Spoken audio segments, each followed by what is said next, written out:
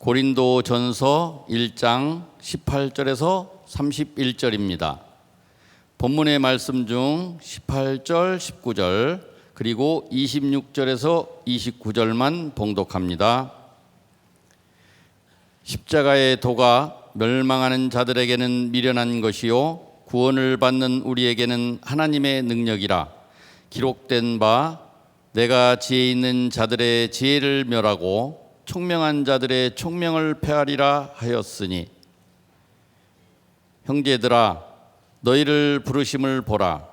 육체를 따라 지혜로운 자가 많지 아니하며 능한 자가 많지 아니하며 문벌 좋은 자가 많지 아니하도다. 그러나 하나님께서 세상에 미련한 것들을 택하사 지혜 있는 자들을 부끄럽게 하려 하시고, 세상에 약한 것들을 택하사 강한 것들을 부끄럽게 하려 하시며, 하나님께서 세상에 천한 것들과 멸시받는 것들과 없는 것들을 택하사 있는 것들을 폐하려 하시나니, 이는 아무 육체도 하나님 앞에서 자랑하지 못하게 하려 하심이라. 이는 살아계신 하나님의 말씀입니다. 아멘.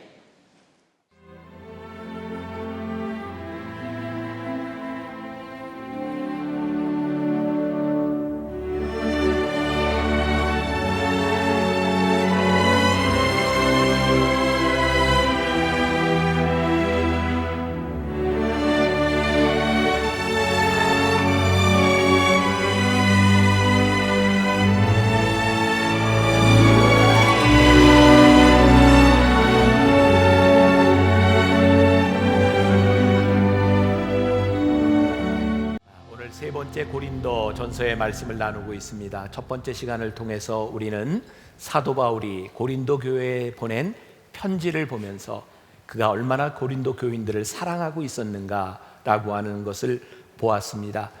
근데 그가 그렇게 사랑하는 교회 고린도에는 많은 문제들이 있었습니다. 그 중에 하나가 지난주에 우리들이 배웠던 교회의 분열에 대한 부분이었습니다. 사도 바울은 이제 오늘부터 시작해서 교회가 가지고 있었던 문제들 한 가지 한 가지를 풀어나가게 됩니다. 오늘 세 번째 시간 첫 번째 문제를 풀어가는 방식, 하나님이 일하시는 방식으로 교회를 보아라 라고 말을 하고 있습니다. 우리들이 수학 문제를 풀면 공식이 있습니다. 여러분, 공식에 대입하면 답이 나오게 되어 있습니다. 다른 말로 표현하면 우리들에게는 프레임이라고 하는 것이 있어요. 똑같은 일인데 어떤 프레임을 가지고 문제를 보느냐에 따라 다른 시각으로 보게 되어 있습니다. 사도 바울이 오늘 우리들에게 이야기하는 것은 고린도 교인의 문제가 무엇이냐면, 그들이 예수를 믿겠다고 교회에 들어왔지만 그들이 세상에 살고 있었던 프레임을 가지고 교회를 보았던 거예요. 그러니까 하나님을 믿는데 교회에서 일어나는 일들이 너무나 인간적이고 인간적인 방법들로 이루어지는 거예요. 그래서 사도 바울은 이 교회는 하나님의 방식으로 일해야 한다, 하나님의 방식으로 보아야 한다라고 말하고 있는 거죠. 제가 얼마 전에 목사님들과 함께 컨퍼런스를 이렇게 참석하면서 무주에서 이제 모임을 갖게 되었습니다. 근데 그때 한 목사님이, 인천에 있는 목사님인데 인천에서부터 오토바이를 타고 왔어요. 가죽 옷을 딱 입고. 그 모습을 보고 목사님들이 너무너무 부러워하는 거예요. 여러분들, 남자들의 로망 있잖아요. 저도 정말 한번 해보고 싶은 게 가죽 잠바 입고 여기 수염 기르고 머리 붓고 막 오토바이 한번 타보고 싶은 이제 그런 꿈 같은 게, 글쎄 남자들이 그런 생각들 안 해보나요? 근데 이제 목사님들이 다 그 목사님을 보고 부러워하는 거예요. 근데 그 목사님은 그냥 오토바이를 타는 것이 아니라 내년 이맘때쯤 아프리카, 남아프리카 케이프타운에서 시작해서 아프리카, 북아프리카까지 한 달 반 동안 종주를 하려고 해요. 그래서 실명한 아이들을 수술하는 그런 돈을 모금을 하는 그런 행사를 위해서 지금 오토바이를 연습하고 있는 거예요. 목사님들이 참 부럽다. 그리고 뭐 이야기를 하는데 사모님들이 무조건 다 반대해요. 이건 절대 안 되는 일이다. 뭐 꿈도 꾸지 마라. 근데 한 목사님이, 나는 내 인생 50대의 버킷 리스트 중에 하나가 이 오토바이를 타는 거다. 그랬더니 그 사모님이 극단적으로 얘기하더라고요. 내 눈에 흙이 들어가기 전에는 안 돼. 그랬더니 옆에 있던 목사님이 그 화분을 딱 주면서 흙 집어넣어, 흙 집어넣어. 너무너무 쉽더라고요, 방법이. 그죠? 눈에 흙이 들어가면 되는 거 아니에요. 요즘 애들 혼낼 때 조심하세요. 애들한테 내 눈에 흙이 들어가지 전에는 안 된다 그러면 애들이 밤에 와서 집어넣습니다. 조심해야 돼요. 자, 우리들이 어떤 의도로 이야기했는가, 이것이 중요한 것이 아니라 어떤 프레임으로, 어떤 방식으로 그것을 보는가가 더 중요한 것 같아요. 사도 바울이 고민했던 문제가 여기에 있습니다. 여러분, 신앙이 무엇인가요? 믿음이 무엇인가요? 우리들이 인간들이 살아가던 삶의 방식이 예수 그리스도를 믿음으로 인해 하나님의 방식으로 바뀌는 것이 신앙입니다. 근데 우리는 신앙을 착각해요. 우리가 하나님을 믿는다라고 하는 말과 그리고 우리들이 교회에 나와서 예배를 드린다는 것으로 우리는 신앙이 있다고 생각하는데, 우리의 삶의 방식과 우리의 프레임이 바뀌지 않는다면 우리는 신앙인이라고 말할 수 없어요. 오늘 유진 피터슨이 쓴 메시지 성경에 이렇게 표현을 하고 있습니다. 이것이 하나님께서 일하시는 방식입니다. 내가 세상의 지혜를 뒤집어 엎고 전문가라는 자들이 얼마나 정신 나간 사람들인지 폭로하겠습니다. 교회는 인간의 전문성으로 이루어지는 것이 아니다. 오늘 사도 바울은 계속해서 이 말씀 가운데 대끼를 이루고 있어요. 장점과 단점, 지혜와 어리석음, 약함과 강함, 천한과 귀함을 계속해서 대비시켜서 이야기를 하고 있습니다. 세상의 관점에서는 아무것도 아닌 것 같은 것들이 하나님의 관점에서 보면 그렇지 않다. 만일 하나님의 방식과 세상의 방식이 동일하다면 우리가 왜 하나님을 믿어야 할까요? 동일한 방식으로 살아간다면 우리들이 왜 여기에서 예배를 드리며 하나님의 말씀을 들어야 할까요?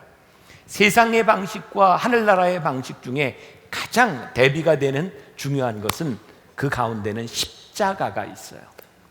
십자가가 우리 가운데 들어올 때 십자가가 우리의 삶을 어떻게 바꿔놓는가. 지난 한 주간 저는 우리 교인들과 함께 국내 성지 순례를 했어요. 서울에서부터 시작해서 인천으로, 강화도로, 그리고 저쪽 서해안으로 이렇게 돌아오면서 또 이제 천안, 목천 여기에 유관순 기념관에도 들리게 되었어요. 유관순 기념관에 가니까 3.1 만세 운동에 참여했던 33인의 이름과 그리고 독립선언서, 공약 3장이 이렇게 나와 있더라고요. 대개 이제 한자로 이제 쓰여졌잖아요.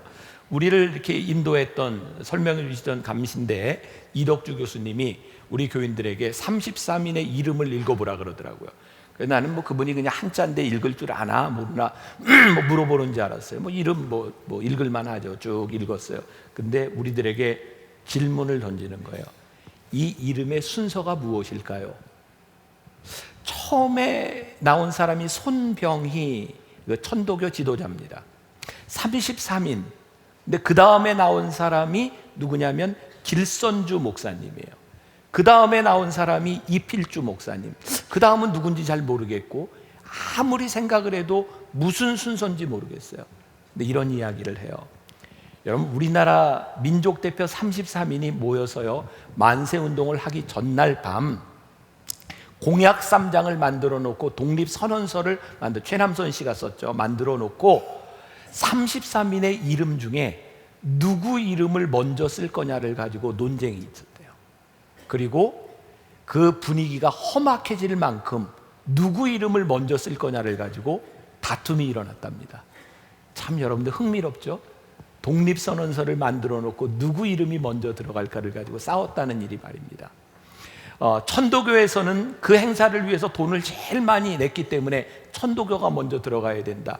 33인 중에 16명이 기독교인이기 때문에 기독교인이 제일 많으니까 기독교인이 들어가야 된다. 불교는 2사람밖에 되지 않았지만 뭐 우리 민족의 뭐 이렇게 전통 종교니까 뭐 논쟁이 많았겠죠. 그때 그들이 싸움을 하고 있는 와중에 이승훈 선생님이 조금 늦게 도착했답니다. 이승훈 선생님 아시죠? 그분은 105인 사건으로 이미 3년 동안 옥고를 치렀던 분이고 그리고 민족운동을 하는 분이고 나이로 봐도 이분이 제일 먼저 이름이 들어가야 될 분이었다는 거예요.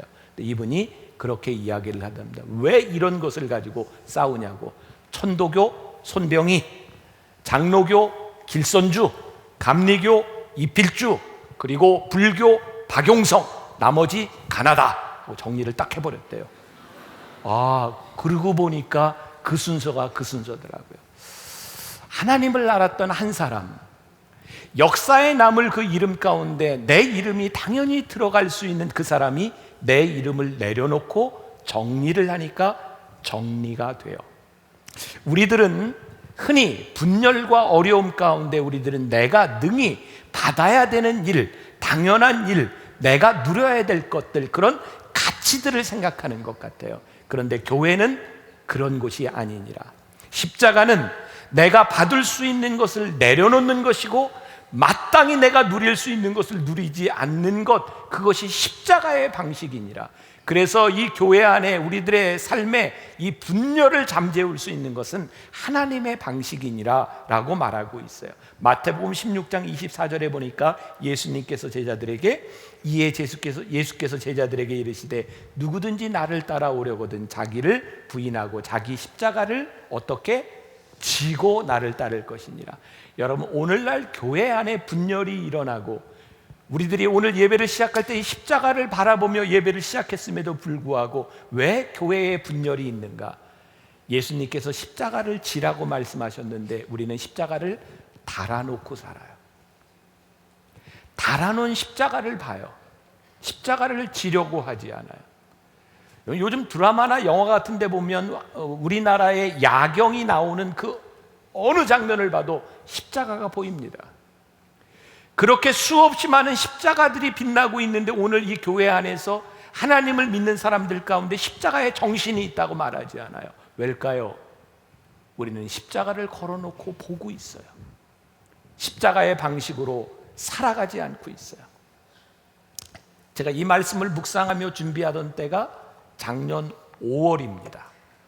그때 제가 이 말씀을 묵상하다가 18절, 십자가의 도가 멸망하는 자들에게는 미련한 것이요 구원을 받는 우리에게는 하나님의 능력이라, 이 말씀을 묵상하다가 제가 글을 썼어요. 제가 1부, 2부 때 제가 쓴 글에 너무 감동이 돼서 이 글을 읽었는데 오늘 3부 예배를 들어오기 전에 제 아내가 저에게 이렇게 말을 했어요. 자기는 글을 쓰는 것 그리고 글 읽는 것에 은사가 없어 말로 해. 저한테 상처를 줬어요. 그런데 제가 생각해도 제가 쓴 글이 너무 좋아요. 그래서 그냥 읽으려 그래요. 네.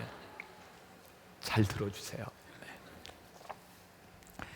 교회가 세상과 다른 것이 무엇일까요? 세상은 지식으로 일하지만 교회는 지혜로 일하는 곳입니다. 지식은 사람들이 배워서 쌓아가는 것이지만 지혜는 하나님께로부터 오는 선물입니다. 저의 생각으로는 교회의 문제는 지혜로 해결해야 할 문제를 지식으로 풀려고 한다는 것입니다. 왜 교회의 문제를 세상으로 가져갑니까? 더 이상 성령님의 지혜를 구하지 않고 세상의 전문성을 의지하겠다는 것이죠. 그 순간 교회의 기능이 끝나는 것은 아닐까요? 여기에서 우리가 오해하지 말아야 할 것이 있습니다. 교회가 세상의 모든 가치와 상식을 무시하는 공동체, 즉 몰상식한 공동체가 되어야 한다는 것이 아니라 적어도 세상의 가치와 상식을 뛰어넘는 공동체가 되어야 한다는 것입니다. 우리가 세상의 것을 모르거나 전문성이 부족해서가 아니라 우리에게 전해진 십자가의 복음이 그것을 뛰어넘는 것입니다. 우리 인간들이 아무리 강하다고 자랑해도 하나님의 약함과 견줄 수 있겠습니까? 혹시라도 제 말에 오해하지 않기를 바라는 마음으로 씁니다. 이번 주일도 1년 전 제가 미국에 있을 때입니다. 이번 주일도 예기치 않은 작은 교회에서 설교를 하게 되었습니다. 담임 목사님이 저에게 어렵게 설교 부탁을 했습니다. 목사님, 교회가 너무 작아서 제가 설교하는데 한 가지 조건을 내걸었습니다. 사례비를 주지 않으면 제가 가서 설교하겠습니다. 제가 모든 교회에서 사례비를 받지 않는 것은 아닙니다. 하지만 사례비를 받는 것보다 더 중요한 가치가 있습니다. 왜 저라고 돈이 싫겠습니까? 그 사례비로 미국에서 공부하는 아들에게 조금이라도 주고 오면 도움이 될 텐데 말입니다. 그 지난해 제가 섬겼던 미국의 교회에서 집회를 하고 사례비를 다 놓고 왔습니다. 혹시라도 이 소리를 듣고 사례비 받지 않는 목사라고 저를 초청하는 실수가 없기를, 방송에 나가기 때문에. 그리고 제가 헌금을 놓고 왔을 때 정말 감사하는 옛 교인들의 모습을 보았습니다.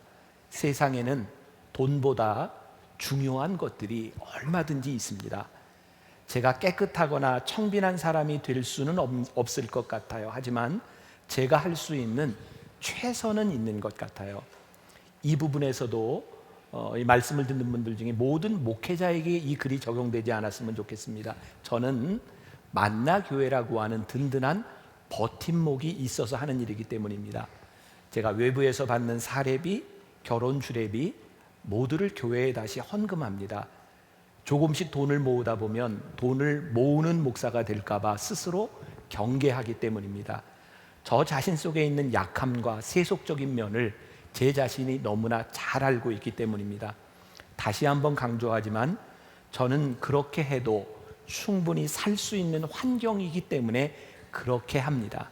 단지 목회에서 돈보다 더 중요한 가치가 있다는 것을 생각하고 살아갑니다.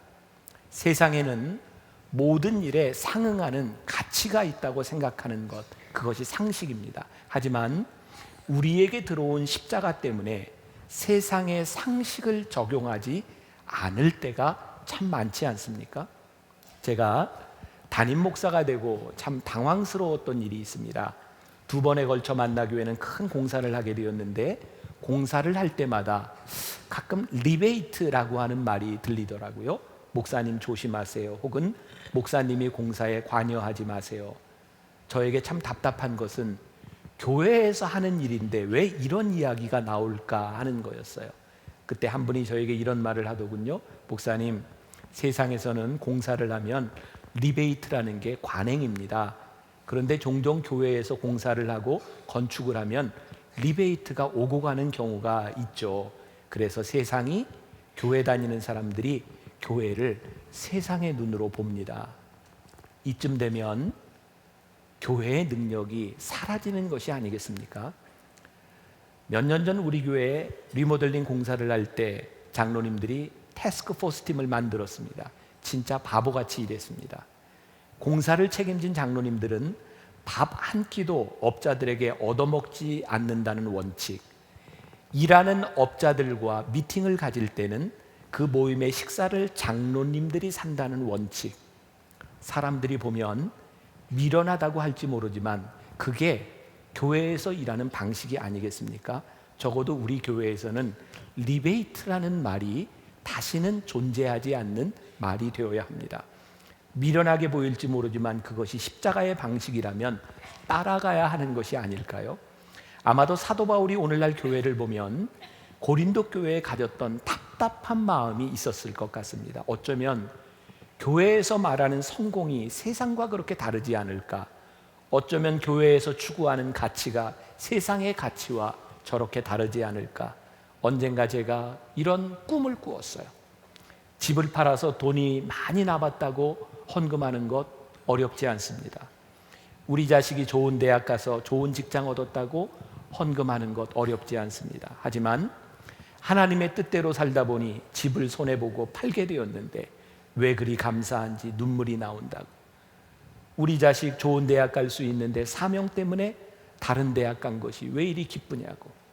우리 남편 좋은 직장에서 편히 살 수 있는데 그곳에 있으면 하나님의 뜻대로 살기 힘들어 직장을 옮겼노라고. 그것이 너무너무 감사하다고. 세상과 다른 감사를 할 수 있는 일들이 우리들에게 참 많지 않겠습니까? 우리가 완전할 수는 없지만 십자가를 생각하며 다른 가치 때문에 고민하며 살 수는 있지 않겠습니까? 그렇게 살다 보면 조금은 십자가에 가까워지지 않겠습니까? 십자가의 방식이라고 하는 것이 여러분들에게 조금 이해가 되시나요? 사도 바울이 생각했던 교회의 분열을 잠재울 수 있는 방식, 그것은 십자가의 방식이었던 것 같아요. 오늘 18절과 19절 말씀 우리 같이 한번 봉독해 보겠습니다. 십자가의 도가 멸망하는 자들에게는 미련한 것이요 구원을 받는 우리에게는 하나님의 능력이라. 기록된 바 내가 지혜 있는 자들의 지혜를 멸하고 총명한 자들의 총명을 폐하리라 하였으니. 분열은 왜 일어날까요? 스스로 잘났다고 생각하기 때문에, 내가 다른 사람보다 우월하다고 생각하기 때문에, 내가 다른 사람의 지혜보다 경험이 뛰어나다고 생각하기 때문에, 내 학식이 다른 사람의 위치보다 낫다고 생각하기 때문에 우리는 우리의 지혜에 의존하며 십자가를 바라보려고 하지 않습니다. 그래서 내 지혜와 내 능력을 의지하는 교회에서 우월한 사람들이 많은 곳에서는 늘 분열과 싸움이 일어나게 되어 있습니다. 사도 바울은 우리가 하나님의 방식으로 살아갈 수 없느냐고, 십자가의 방식으로 살아갈 수 없느냐고. 우리들이 많은 사역 가운데 나타나는 것이 우리의 능력이 아니라 십자가와, 때로는 십자가로 인한 우리의 고난과 우리의 눈물과 사랑의 흔적이 우리들에게 나타나지 않느냐고. 우리들이 십자가를 따라 살아간다고 하면 이것이 예수님의 방식인지를 필연적으로 우리들이 묻지 않을 수 없지 않겠느냐고. 사도 바울이 볼 때 십자가를 의지하지 않는 사람들이 두 가지 경향의 사람이라고 보고 있어요. 하나는 표적을 구하는 유대인, 또 하나는 지혜를 구하는 헬라인. 옛날 유대인들은 표적을 구합니다. 예수님이 공생의 3년을 지나는 동안 많은 유대인들이 예수님을 따랐어요. 무엇을 보았기 때문에? 예수님의 표적을 보았기 때문에. 오병이어의 기적, 죽은 자를 살리시는 기적, 안진뱅이를 일으키시는 기적, 예수님을 수많은 사람들이 따라갑니다. 근데 예수님이 언제부터인가 표적이 아닌 내가 십자가를 져야 하겠노라 라고 굳은 결심을 하고 예루살렘으로 올라가시기 시작하면서 사람들이 점점 예수님을 떠나가기 시작합니다. 예수님이 십자가에 달리셨을 때는 거의 모든 사람들이 그 자리를 다 떠났어요. 예수님 십자가 옆에 양편 강도가 있었습니다. 한편의 강도가 이렇게 얘기합니다. 당신이 하나님의 아들이면 뛰어내리시오. 표적을 보이라는 겁니다. 그러면 내가 믿겠습니다. 당신이 하나님의 아들이라면 천사들을 보내어 당신을 죽이는 저 로마 병정들을 다 죽이시오. 당신에게 그런 능력이 있다면, 그런 표적이 있다면 내가 당신을 믿겠습니다. 그것이 보편적으로 표적을 믿는 사람들의 모습이었습니다. 그런데 십자가상에서 예수님은 아무런 능력도 표적도 행하시지 않았습니다. 십자가 위에서 끝까지 피를 흘리고 죽으셨습니다. 저는 십자가를 이렇게 생각합니다. 우리가 십자가를 믿는다고 하는 것은 표적을 바라는 것, 아니 우리들에게 기적이 일어나지 않는다는 것이 아니라 기적보다 더 소중한 것이 있는데, 믿음으로 견디고 믿음으로 버텨내는 것, 그것이 십자가로구나. 그런데 표적을 구하는 사람들에게 십자가는 무능력하게 보여요. 그래서 십자가를 따라가는 것이 너무너무 힘들어 보여요. 십자가 없이 우리에게는 하나님의 사랑도 용서도 존재하지 않아요. 왜? 우리 주님께서는 표적을 행하신 것이 아니라 내가 십자가상에서 내가 너희를 얼마나 사랑하고 내가 너희를 이렇게 용서한다고 하는 것을 예수님은 피와 눈물과 모든 몸속에 물까지 흘려가며 우리들에게 보여주셨고, 그것으로 인하여 우리들이 생명을 얻었는데, 우리들이 십자가를 믿지 않으면, 표적을 구하면 우리들에게 이 믿음이 없어요. 예수님께서 십자가 위에서 끝까지 견디셨던 것, 그것이 하나님의 뜻이었기 때문이었어요. 여러분들이 십자가를 믿으며 살아갈 때 때로 하나님의 뜻이기 때문에 여러분들이 표적보다 여러분들이 견뎌야 되는 순간이 있어요. 여러분들이 참아야 하는 순간들이 있어요. 그 십자가가 우리들 속에 들어오기 시작할 때 로마서 8장 28절의 말씀이 비로소 이해되기 시작해요. 하나님을 사랑하는 자 곧 그 뜻대로 부르심을 입은 자들에게는 모든 것이 합력하여 선을 이루느니라. 내가 지고 있는 이 십자가, 내가 견디고 있는 이 시간들, 나의 인내가 헛된 것이 아니라 합력하여 선을 이루어 가고 있구나. 그래서 우리들이 십자가를 지기 시작해요. 헬라파 사람들은 공부를 많이 한 철학자들, 논리적인 사람들, 논쟁을 좋아하는 사람들이었어요. 그들이 볼 때 십자가는 너무 비논리적이에요. 설명할 수가 없는 거예요. 이런 예를 들어봅시다. 어떤 남녀가 이렇게 있어요. 남자가 여자에게 이렇게 고백합니다. 내가 너 사랑해. 그때 여자가 왜? 남자가 한참을 생각합니다. 내가 왜 사랑하지? 이유를 찾으려다가 제가 생각할 땐 이렇게 대답할 것 같아요. 그냥. 어떻게 대답을 하죠? 내가 이 사람을 사랑하는데 어떤 논리가 있죠? 내가 이 사람을 사랑하기 때문에 내가 논리적으로 설명할 수 없지만 사랑하는 사람을 위하여 내가 죽어요. 사랑하는 사람을 위하여 내가 희생해요. 내가 사랑하는 사람을 위하여 모든 것을 내어줄 수 있어요. 왜요? 그냥 사랑하기 때문에. 지식적으로 논리적으로 십자가를 보는 사람들에게 십자가는 전혀 능력이 없어요. 왜? 우리들에게 이해되지 않기 때문입니다. 그런데 우리들이 십자가를 믿으며 십자가의 방식대로 살아가기로 결심할 때, 십자가가 우리들의 믿음으로 들어오기 시작할 때 십자가를 바라보면 눈물이 나요. 십자가를 바라보면 우리들에게 위로가 돼요. 십자가를 바라보면 왠지 우리들에게 확신이 생겨요. 십자가를 바라보는 순간 내가 용서할 수 없는 사람에 대한 용서가 생겨요. 십자가를 바라보며 잃었던 나의 삶의 실망감들이 용기로 다시 나타나기 시작해요. 왜냐하면 십자가에서 나를 위해 죽으신, 나를 위해 피 흘리신 예수님이 내 안에 들어오기 때문에, 그 십자가 때문에 이 세상을 바라보는 우리의 삶의 방식들이 바뀌어 가기 시작해요. 그것이 십자가예요. 오늘 본문 27절 말씀 우리 같이 한번 볼까요? 27절. 그러나 하나님께서 세상에 미련한 것들을 택하사 지혜 있는 자들을 부끄럽게 하려 하시고, 세상에 약한 것들을 택하사 강한 것들을 부끄럽게 하려 하시며. 하나님께서 하시는 놀라운 방식이에요. 미련한 자들을 택해서 지혜 있는 자들을 부끄럽게 하시고, 세상에 약한 자들을 택해서 강한 자들을 부끄럽게 하신대요. 제가 만나교회 목회한 지 만 11년 됐습니다.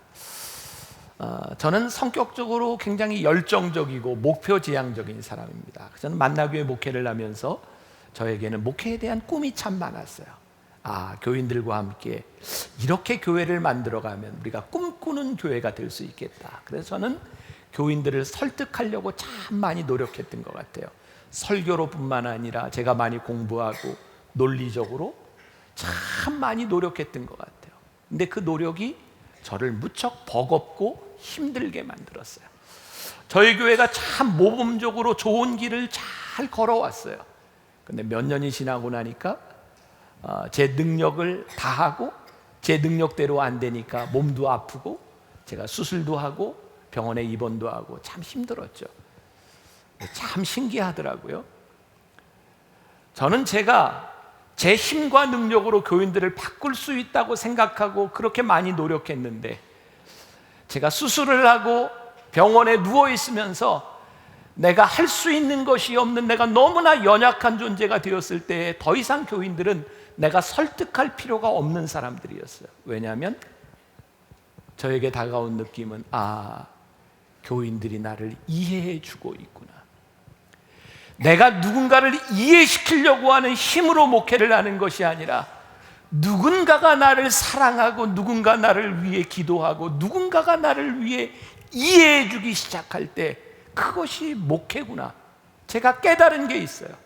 인간의 지혜와 능력이 아니라 누군가에게 긍휼함을 받는 것, 누군가에게, 하나님 앞에 우리들이 이해받아들여지고 우리들이 하나님 앞에 받아들여진 존재이기 때문에 우리들이 십자가의 삶을 살아갈 수 있다는 것, 그리고 그 사랑과 그 은혜를 인하여 우리들이 누군가를 바라볼 수 있는 것이 하나님의 방식, 십자가의 방식이라고 하는 것. 만일 잘난 사람이 잘 되고 못난 사람이 못 되고, 지혜로운 사람이 잘 되고, 무식한 사람이 못 된다면 하나님의 주권이 어디에 있겠습니까?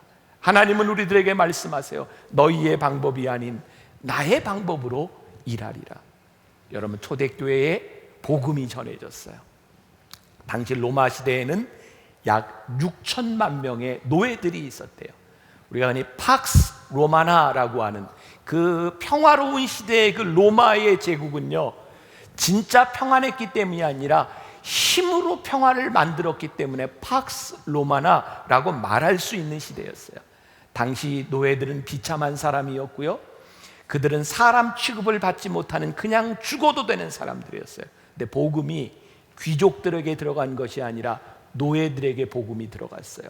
여러분들 생각해 보십시오. 그 강한 나라 로마 제국을 어떻게 노예들이 변화시킬 수 있겠습니까? 근데 노예들에게 복음이 들어갔는데, 노예들은 주인들에 대한 반감으로 서로를 믿지 못하는 그 나라에서 복음이 들어갔을 때 그렇게 학대당하던 노예들이 주인들을 위해 기도하기 시작했어요.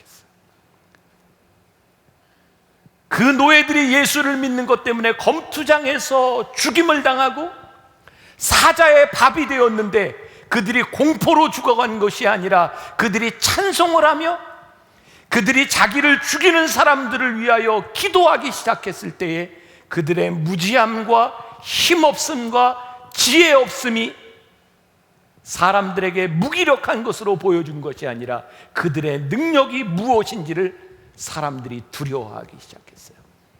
성령을 받은 예루살렘 공동체가 처음으로 복음을 전할 때 예수님의 제자들을 향하여 아그람마타라고 불렀습니다. 그게 무슨 말인가? 사도행전 4장 13절에 그들이 베드로와 요한이 담대히 말함을 보고 그들이 본래 학문 없는 범인으로 알았다가 이상히 여기며 또 전에 예수와 함께 있던 줄도 알고. 무슨 말이에요? 그들은 갈릴리 사람, 학문을 모르는 범인, 아니 바보 같은 자들로 알았는데 그들이 복음을 전하는 것을 보니 깜짝 놀랐다는 거예요. 그것이 하나님께서 일하시는 방법이었어요. 몇 주 전 제가 한국에 그냥 이름 되면 알만한 그런 목사님들과 함께 하룻밤을 지나게 되었는데, 그 밤에 얘기를 하다 보니까 간증을 하게 되었어요. 서로. 그러면서 서로가 너무 놀랐어요. 그렇게 훌륭하고 대단하고 때론 큰 교회 목회를 한다고 하는 그 목사님들 가운데 그런 상처가 있는 줄을 몰랐어요. 그런 아픔이 있는 줄을 몰랐어요. 저도 목회를 하면서 종종 제 아내가 마더와이즈를 하면서 우리 딸아이 때문에 아팠던, 우리 딸아이의 장애 때문에 힘들었던 이야기를 하면 많은 교인들이 목사님도 그런 아픔을 가지고 있는 것 하나만으로도 우리들에게 위로가 돼요, 이런 말을 해요. 근데 제가 목사님들과 함께 우리들의 삶을 나누면서 그런 고백을 했어요. 그렇군요. 우리에게 그런 아픔이 없고 우리들에게 그런 문제가 없었더라면 우리가 어떻게 목회를 할 수 있었을까요?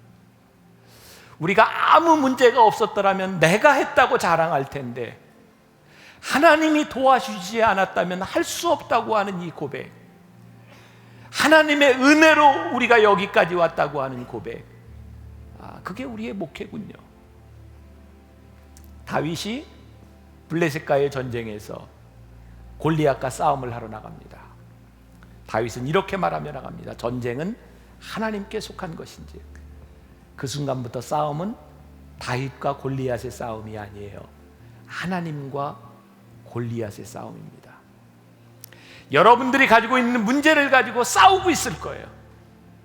하나님, 우리의 지식과 우리의 지혜와 우리의 능력을 가지고 이 문제를 해결할 방법이 없습니다. 하나님, 그러나 우리가 믿는 것이 있습니다. 이 문제는 하나님께 속한 것입니다. 그때 우리는 우리가 문제와 싸우지 않아요. 하나님이 우리의 문제를 가지고 싸워주세요. 우리는 그동안 부흥회 때 기도회에서 우리는 하나님을 믿습니다. 수없이 많은 믿음의 고백을 했어요. 틀렸다는 것이 아닙니다. 그러나 더 중요한 것, 우리가 믿는 것은 내가 믿는 내 믿음이 아니라 하나님이 우리를 믿어주셨던, 우리를 버리지 않으시고 우리를 끝까지 끝까지 지켜주셨던, 정말 벌레만도 못하고 지식도 우리들이 아무 능력도 없는 우리를 끝까지 믿어주셨던 그 하나님, 우리를 향한 그 믿음, 우리를 믿어주시는 그 믿음을 믿습니다. 하나님을 믿는 믿음으로 일어나는 일들, 그게 십자가의 역사고 교회에서 일어나는 하나님의 방식입니다.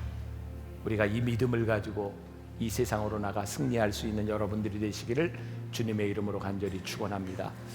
우리 거룩하신 하나님 찬양할 때에, 그리고 오늘 우리들이 봉헌하는 시간을 가질 때, 여러분, 나의 방식이 아닌 하나님의 방식으로 네팔에 있는 우리가 이름도 얼굴도 모르는 사람이지만 그들을 향한 하나님의 마음을 바라보며 여러분들이 헌금했으면 좋겠어요.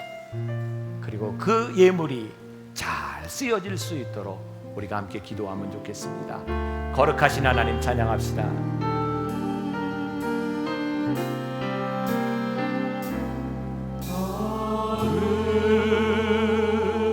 거룩하신 하나님, 주께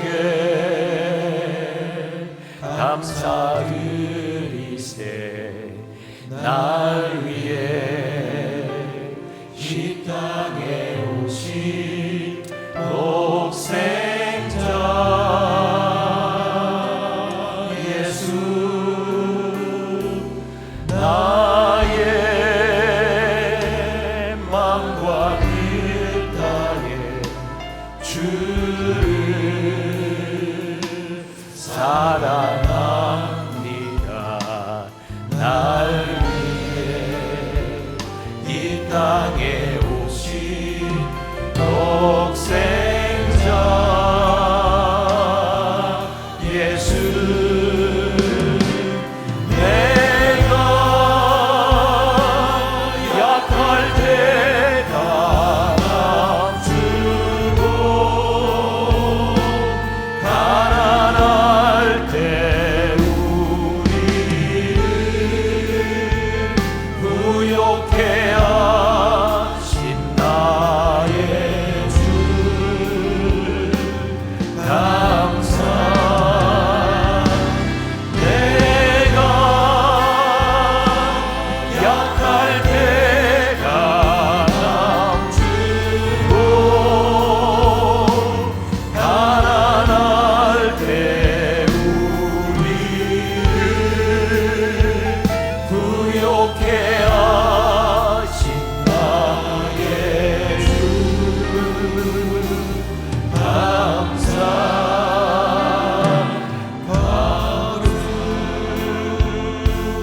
거룩하신 우리 봉헌하며 찬양하겠습니다. 주께